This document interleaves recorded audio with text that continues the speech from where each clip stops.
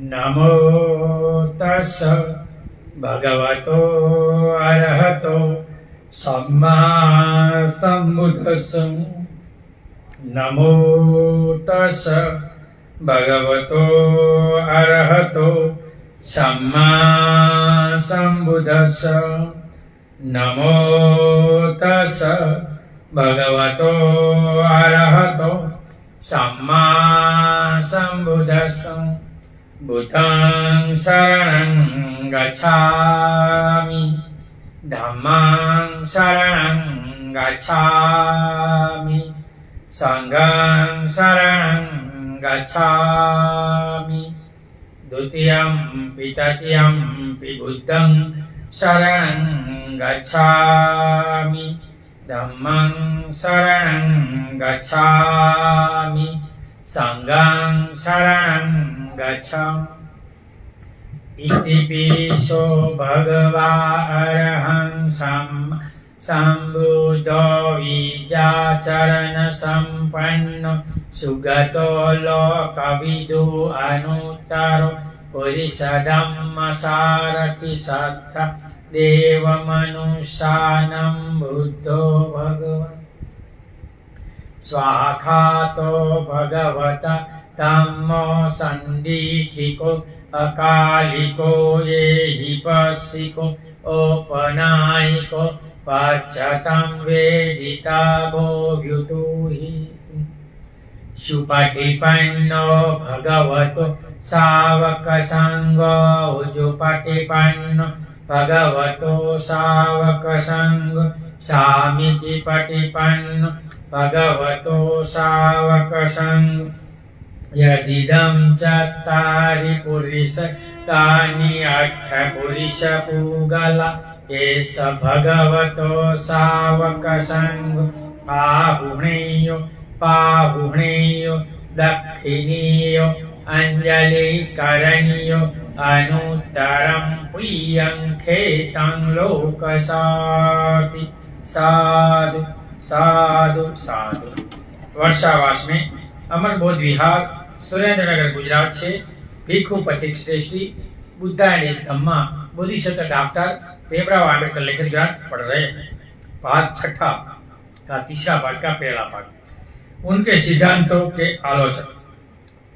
सभी के लिए संघ का सदस्य बन सकने की आलोचना। किसी भी उपासक गृहस्थ को भिक्षु संघ का सदस्य बना सकता था। कुछ लोग ऐसे थे जो भगवान बुद्ध की आलोचना करते थे कि उन्होंने सभी के लिए भिक्षु संघ का द्वार खोल रखा है। उनका तर्क था कि इस व्यवस्था में यह दोष है कि कुछ लोग संघ में प्रवेश होने के अंतर फिर दोबारा गृहस्थ बन सकते हैं। ये आरोप है और उनके इस प्रकार निकल भागने के लोगों को यह कहने का अवसर मिलेगा कि श्रमण गौतम का धम्म निकम्मा होगा, तभी तो लोगों ने इसे त्याग दिया है। यह आलोचना निराधार थी। जिस उद्देश्य से तथागत ने यह नियम बनाया था वह उद्देश्य आलोचकों के ध्यान में आया ही न था। तथागत का उत्तर था कि धम्म की स्थापना में उन्होंने सद्धम रूपी सरोवर बनाया है। भगवान की यह सद इच्छा थी कि मलिन चित्त वाला कोई भी हो इस सद्धम रूपी सरोवर के स्नान करके अपने आप को निर्मल बना सके। और यदि कोई सद्धम रूपी सरोवर तक पहुंचकर भी उसमें स्नान नहीं करता और पूर्वत्र मलिन ही बना रहता है तो इसमें इसी का दोष है, सद्धम रूपी सरोवर का नहीं, व्यक्ति का दोष है। सरोवर का नहीं, नहाएगा नहीं, गंगा जाएगा और हाथ पानी नहीं लेगा तो क्या होगा, ऐसी बात हुई। अथवा क्या है तथागत का कहना, ऐसा कर सकता हूं कि सद्धम रूपी सरोवर का निर्माण करने में अंतर कहूं कि जो पहले से ही निर्मल चित्त है वे ही इसमें स्नान करने जाए और जो पहले से ही निर्मल नहीं है वे ही इनमें स्नान करने न जाए। तब मेरे इस सद्धम का उपयोग ही क्या होगा। आलोचक भूल बन गए कि बुद्ध का धम्म चंद लोगों तक ही सीमित नहीं रहना चाहते थे। वे चाहते थे कि उनका द्वार सभी के लिए खुला रहे सभी इसका परीक्षण कर सके, इसलिए भगवान ने ये सिस्टम बताई।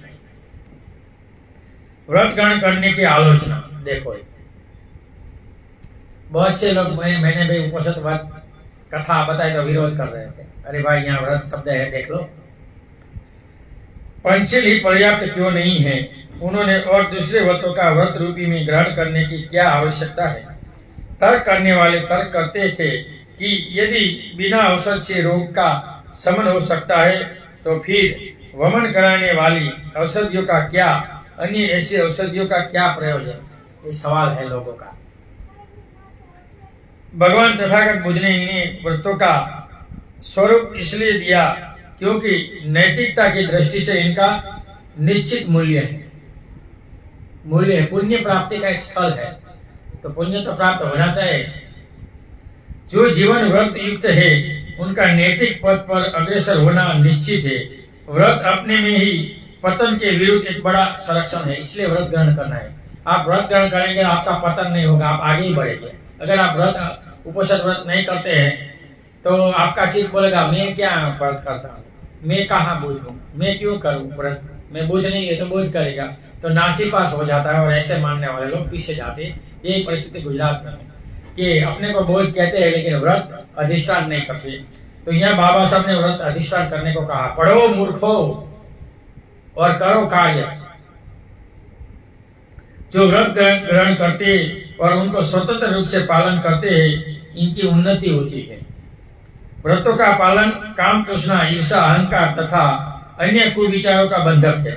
देखो, तुम उपनिषद व्रत पालन करोगे तो तुम्हारी काम तृष्णा कम होगी, तुम्हारा ब्रह्मचर्य पालन होगा, तुम्हारे चित्त में ईर्षा कम होगी, तुम्हारा अहंकार और व्यसन वगैरह चला जाएगा। तो इसलिए हर बौद्धों को उपनिषद करना चाहिए। ऐसा बाबा साहब ने यहाँ पेज नंबर 388 में दिखाया। बहुत से लोग बोलते हैं इसमें उपवास वाला है व्रत, ये तो एक ही हुआ। अरे मूर्खो, तुम्हारे बाप आम्बेडकर ने बताया, मैंने नहीं। पढ़ो, पेज नंबर 388 पढ़ो।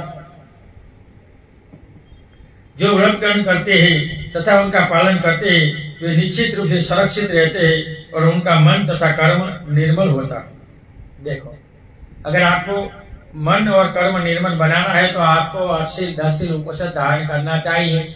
ऐसा बुद्धिसत्व डॉक्टर भीमराव आम्बेडकर कहते हैं और वो इन्होंने किया है। शील ग्रहण करना पतोन्मुख होने उतना नहीं बचाता जितना व्रत बचाते हैं। आप शील ग्रहण करते हैं तो की तरह बोलते हैं, लेकिन पालन नहीं होता। और व्रत ग्रहण में एक दिन आप पालन करते हैं, इसलिए ये होना चाहिए।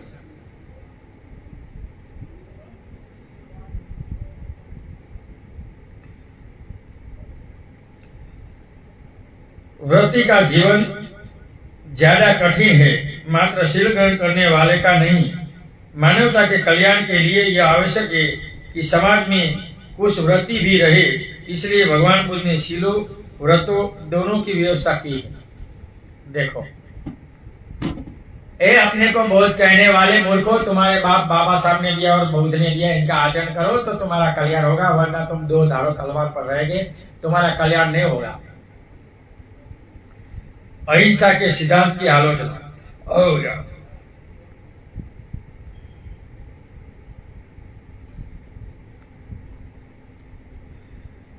ऐसे लोग थे अहिंसा के सिद्धांत के समर्थक न थे।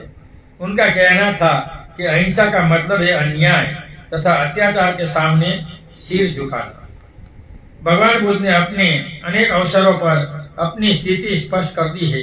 इससे किसी को किसी प्रकार की अस्पष्टता व गलतफहमी न रहे। एक तो वह ऐसा अवसर है जिनका उल्लेख किया जाना चाहिए जब उन्होंने एक सैनिक के संग में प्रविष्ट होने के बारे में नियम बनाया। एक बार मगध के सीमांत प्रदेश में उत्पात मच गया था। तब मगध नरेश सैनी बिंबिसार ने अपने सेनापति को आज्ञा दी, अब आओ जाओ और अपने सेना नायकों को कहो कि वे सीमांत प्रांत में ढूंढ ढूंढ कर अपराधियों का पता लगाए, उसे दंड दे और शांति स्थापित करे। सेनापति ने आज्ञा का पालन किया। सेनापति की आज्ञा पाकर सेना नायक बड़ी दुविधा में पड़ गए। वे जानते थे कि तथागत की शिक्षा है कि युद्ध में लड़ने जाते हैं तो इन्हें युद्ध करने में आनंद आता है।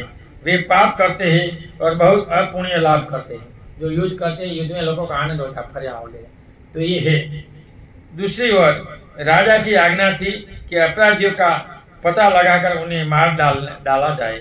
सेना नायक अपने से पूछने लगे, हम क्या करें? तब इस सेना नायक ने सोचा, यदि हम तथागत के भिक्षु संघ में प्रविष्ट हो जाए तो हम इस दुविधा से बच जाएंगे।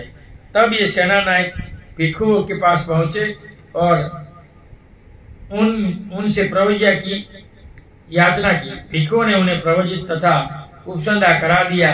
सेना नायक सेना से गायब हो गए। सेनापति ने जब देखा कि सेना नायक कहीं दिखाई नहीं देते तो उसने सैनिकों से पूछा, क्या बात है कि सेना नायक नहीं दिखाई देते? सैनिकों ने उत्तर दिया, सेनापति, सेना नायक भिक्षु संघ में शामिल हो गए। सेनापति बहुत अप्रसन्न तथा दुखी हुआ, बहुत क्रोधी हुआ। राजकीय सेना के लोगों को भिक्षु कैसे प्रवजित कर सकता है? सेनापति ने इसी बात की सूचना राजा को दी। राजा ने न्यायाधीशों से प्रश्न किया, कृपया बताइए कि जो राजकीय सेना के आदमियों को प्रवजित करे उसे क्या दंड मिलना चाहिए? महाराज, उपाध्याय का सर काट डालना चाहिए। कम्मा वाचा पढ़ने वाले की जबान निकाल और काट देनी चाहिए और संघ उन सदस्यों को जो कि राजकीय सैनिक को प्रवजित करे आधी पसलियां तोड़ डालनी चाहिए। तब राजा वहां पहुंचा जहां भगवान विराजमान थे और अभिवादन करने के अंतर उसने भगवान बुद्ध को सारी बात सुनाई। अब मैं क्या करूं, मैं दुविधा में। भगवान, आप इसका उपाय बताओ। भगवान, आप जानते हैं कि कई राजा धर्म के विरुद्ध है, विरोधी है राजा कई है। बहुत मामूली बातों के लिए भिक्षुओं को कष्ट देने के लिए तैयार रहते हैं। यदि ये जान जाएंगे कि भिक्षु सैनिकों को बरगला कर भिक्षु संघ में भर्ती करते हैं तो फिर इनकी कल्पना करना कठिन है कि ये भिक्षुओं के विरुद्ध क्या क्या कार्यवाही कर सकते हैं। इस विपत्ति से बचते रहने के लिए भगवान यथा योग्य कुछ करे, मेरी विनती है। मैं तो जाने देता हूँ क्योंकि मैं आपका शिष्य हूँ और मैं गुरु को सजा दूं अपने गुरुओं को, वो ठीक नहीं है। भगवान बुद्ध ने उत्तर दिया, मेरी यह कभी मंशा नहीं कि अहिंसा का नाम लेकर या अहिंसा की आड़ में सैनिक अपने राजा का देश के प्रति जो उनका कर्तव्य है उनसे विमुख हो जाए।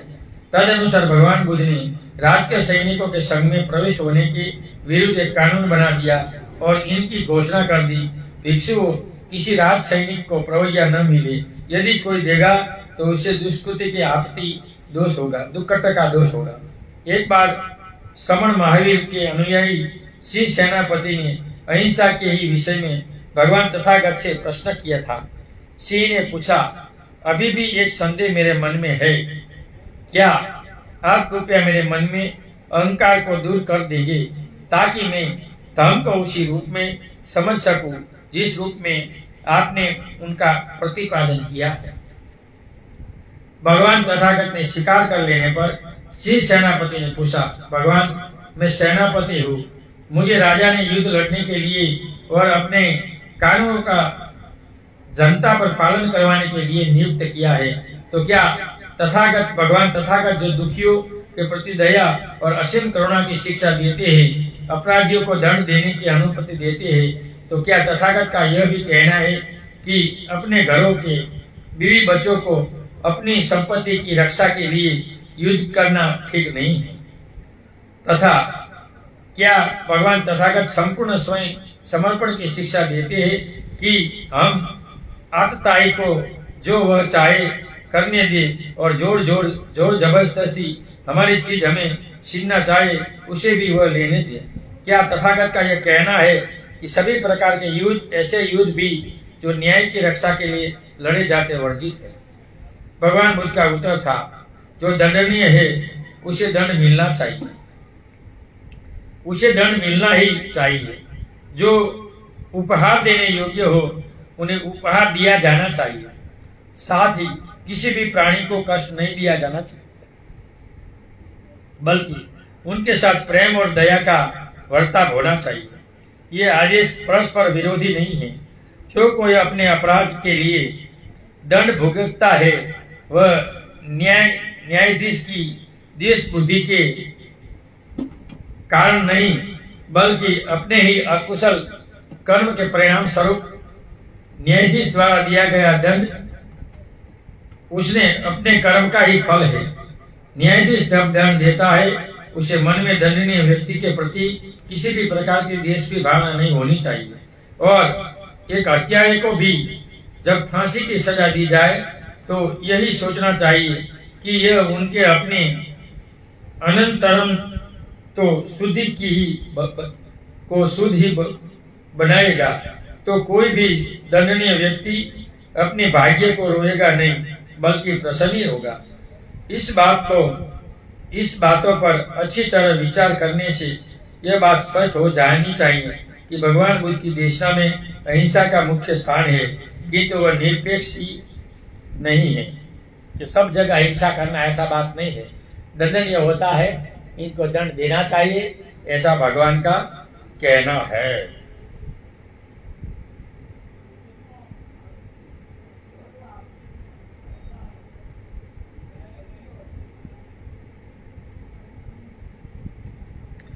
उन्होंने सिखाया कि बुराई को भलाई से जीतो, लेकिन यह कहीं नहीं सिखाया कि बुराई को ही भलाई को जीत देने दो। वह अहिंसा के समर्थक थे और हिंसा के निंदक, लेकिन उन्होंने इससे कहीं इनकार नहीं किया कि बुराई से भलाई की रक्षा करने के लिए आखिर कहीं कहीं हिंसा का भी आश्रय लेना पड़ सकता है। भगवान बुद्ध ने किसी खतरनाक सिद्धांत का प्रतिपादन नहीं दिया। आलोचक ही उनके यथार्थ स्वरूप और क्षेत्र को ठीक ठीक नहीं समझ पाए, इसलिए ये सब सिस्टम हुई, वरना कुछ नहीं होता।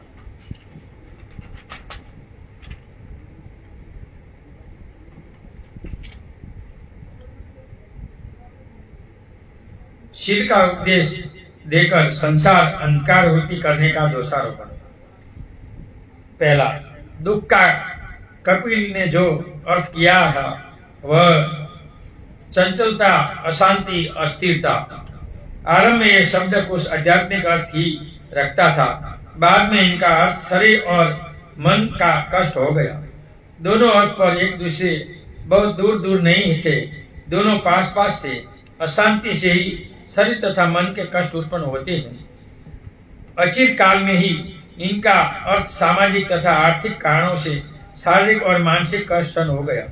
भगवान बुद्ध ने दुख शब्द को किन अर्थों में प्रयुक्त किया है? भगवान बुद्ध का प्रवचन है कि जिससे स्पष्ट होता है कि तथागत इस बात से अपरिचित नहीं थे कि दरिद्रता दुख की जननी है। इसलिए कभी भगवान गरीबी नहीं स्वीकार करते थे। भगवान कहते थे कि मेरा धर्म गरीबी नहीं स्वीकार करता। तो गरीबी आने का दो कारण, एक व्यसन और दूसरा बचत न होना, तो ये दो करना चाहिए, ऐसा भगवान का कहना है। अपने इन प्रवचन में भगवान तथागत ने कहा, भिक्षु, संसारी मनुष्य के लिए क्या दरिद्रता दुखद वस्तु है? भगवान निश्चित रूप से। और जब मनुष्य गरीब होता है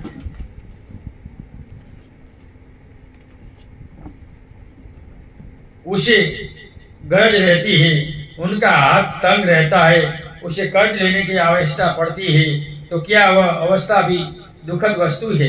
भगवान निश्चित रूप से। और जब कर्ज की जरूरत होती है वह उधार लेता है, तो क्या भी दुखद है? भगवान निश्चित रूप से।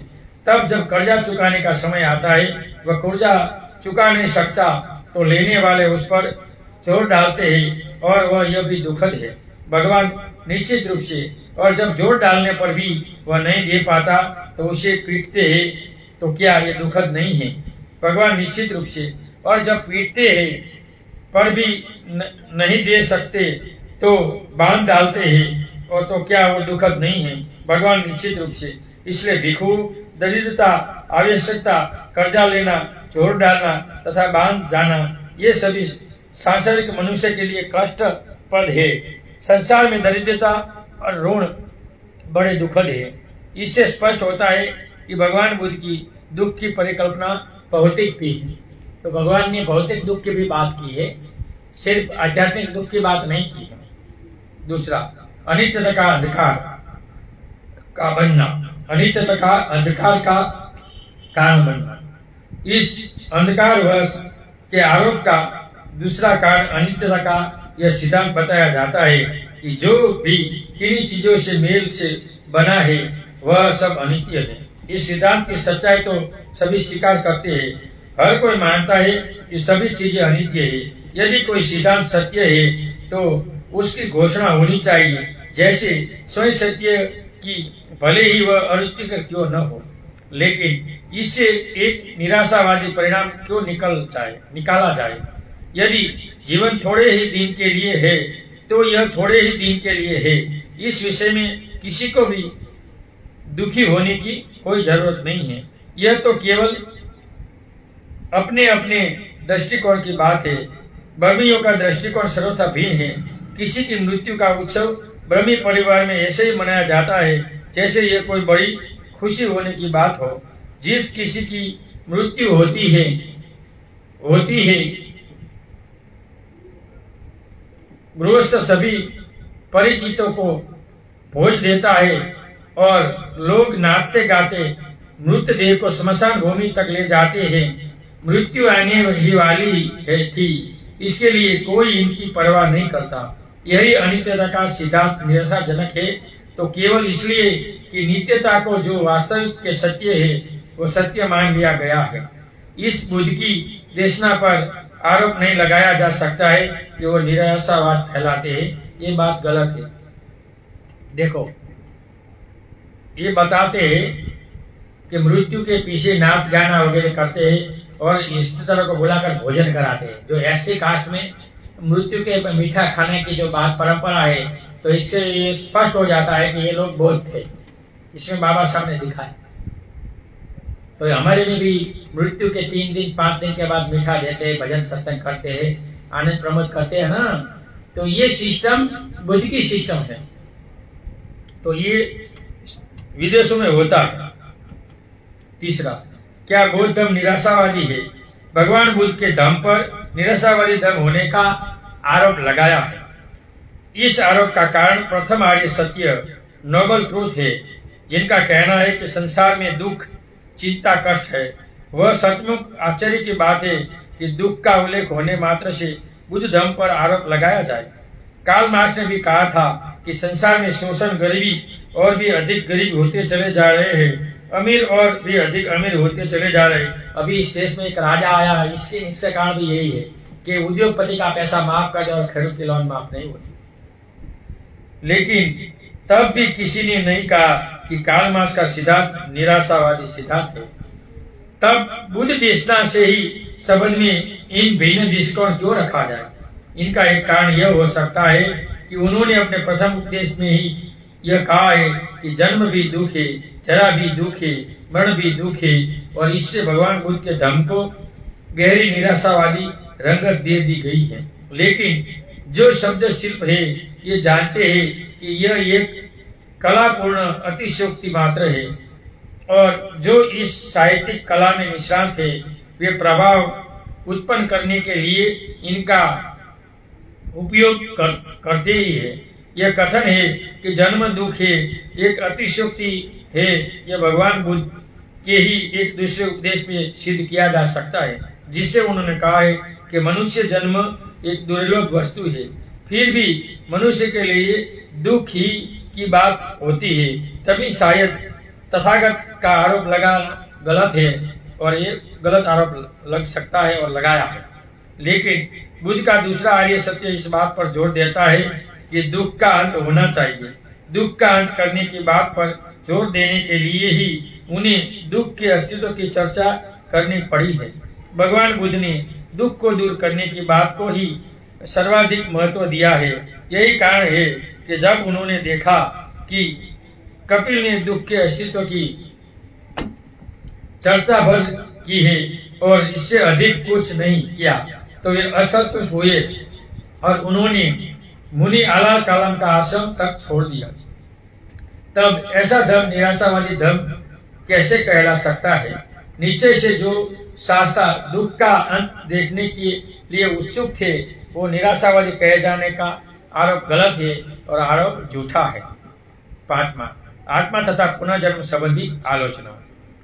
भगवान बुद्ध ने आत्मा नहीं है, बुद्ध ने पुनर्जन्म है, तो आत्मा परमात्मा ब्रह्म ये सब भ्रम है, ऐसा कुछ नहीं है। लेकिन भगवान बुद्ध का धर्म पुनर्जन्म को स्वीकारता है, आत्मा को नहीं स्वीकार। बिना आत्मा, इसलिए वो संसरण रूपी पुनर्जन्म है, एक दिए से दूसरा दिया हो ऐसा, ये चौंटने वाला नहीं। ऐसे लोगों की कमी नहीं थी जो भगवान बुद्ध पर यह दोष लगाते थे कि वे परस्पर विरोधी सिद्धांतों के प्रचारक हैं। उनकी शंका थी, जब आत्मा ही नहीं है तो पुनर्जन्म कैसा हो सकता है। इससे कहीं कुछ भी विरोध नहीं, बिना आत्मा के पुनर्जन्म हो सकता है। आत्मा का बीज है, आम के बीज से आम का पेड़ पैदा होता है, आम के पेड़ पर आम के फल लगते हैं, तो क्या वो आत्मा थी इसमें? यह आम का पुनर्जन्म है, लेकिन यह आत्मा कहीं भी नहीं है। इसी प्रकार बिना आत्मा के पुनर्जन्म हो सकता है। एक आम से अनेक आम पैदा होते हैं, वैसे ही पुनर्जन्म है।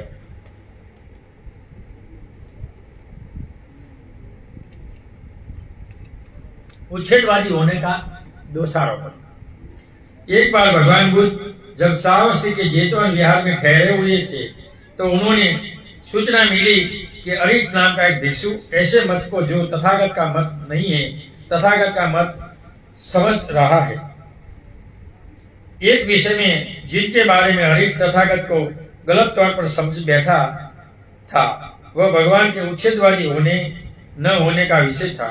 भगवान ने अरिट को बुला भेजा। अरिट आया, प्रश्न किए जाने पर उनका मुंह बंद हो गया। तब भगवान ने उसे कहा, कुछ श्रवण भावण मुझ पर गलत तौर से, मिथ्या रूप से, झूठे रूप में उच्छेदवादी होने का दोषारोपण करते हैं।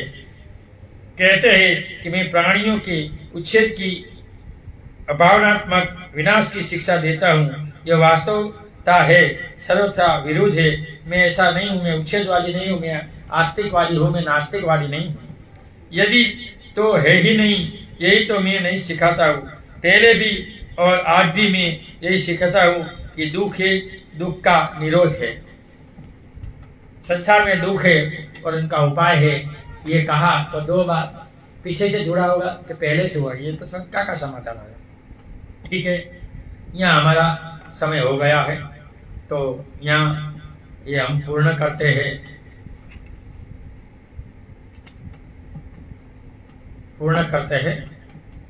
हम कल पढ़ेंगे। ऑनलाइन और सामने सुनने वाले सभी लोगों को सुने हुए धम्म का हम पुण्यानुमोदन करते हैं। सुने हुए धम्म से आप सभी लोग सुखी हो, निरोगी हो, आपका कल्याण हो, आपका मंगल हो। ऑनलाइन सुनने वाले सभी लोगों को भाषा के कान, वाणी के कान, समझा सके तो मैंने समझाया, किसी को दुख लगा तो क्षमा करना, मेरा इरादा ऐसा नहीं था। नथि मे शरणम अयम बुद्धो मे शरणम वरम एतेन सच्चवाजेनम होतु मे जय मंगलम। नथि मे शरणम अयम धम्मो मे शरणम वरम एतेन सच्चवाजेनम होतु मे जय मंगलम। नथि मे शरणम अयम संघो मे शरणम वरम एतेन सच्चवाजेनम होतु मे जय मंगलम। नमो बुधाय, नमो धम्माय, नमो संघाय। साधु साधु साधु। सबका मंगल हो, सबका कल्याण हो, सब सुखी हो, सब सुखी हो, सब सुखी हो, सब सुखी हो।